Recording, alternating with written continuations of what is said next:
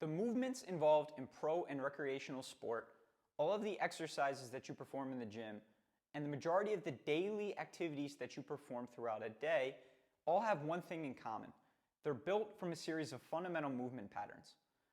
Learning and practicing these movement patterns is going to be the key to injury prevention and improving your physical performance. In the How to Move series, I'm going to show you how to perform all of these fundamental movement patterns so that you can move your best.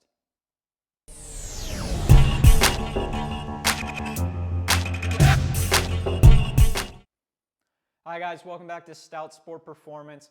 I'm Austin Stout, and in today's video, we're going to talk about the first fundamental movement pattern, the hip hinge.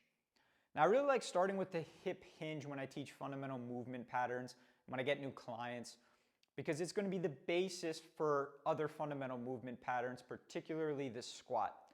You know, if you try to learn how to do the squat first, what I've seen is you almost always have to reteach the squat later because people don't know how to hinge properly first. So it sounds a little bit weird, but we need to be able to hinge well if we're going to be able to squat well, and both hinging and squatting are fundamental movement patterns. So to start, what we're going to do, and to teach this movement of the hip hinge, we're going to go to a wall. In my case, I'm going to go to this railing here, and we're going to stand about 30 centimeters in front of this railing, facing away from the wall or the railing. Now before we start, we're going to go through this bracing sequence. If you haven't seen the video on bracing sequences, it's in the How to Move playlist series, so go check that out on our YouTube page. But we're going to go through that bracing sequence to make sure that we're in a great position for movement.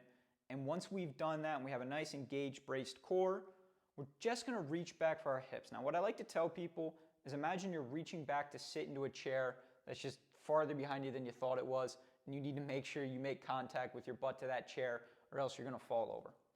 So that's going to be the general idea. Reaching back with the hips.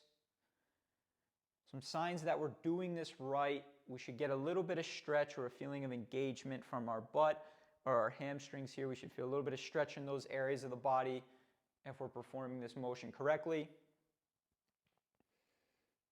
And one of the other things here that we're going to make sure we do is once we get to this hinge position, to return to the starting position, we're going to squeeze our glutes to return to this starting position.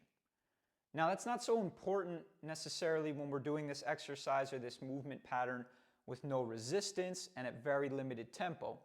But this is going to be something that's really important if we start to add resistance and tempo to these type of movements, to make sure that we're producing our movement with our glutes and using here our core and torso as a way to transmit energy throughout the body and not as a section of the body to produce the movement itself. So build that fundamental motor pattern here by squeezing the glutes to return us from that hinged position.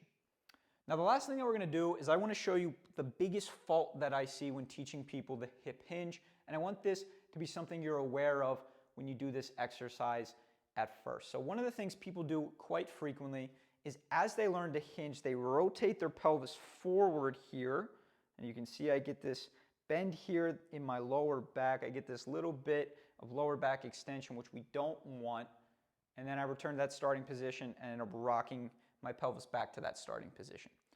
We don't want this. Just like we talked about in the bracing videos, we want to maintain our torso position throughout most movement.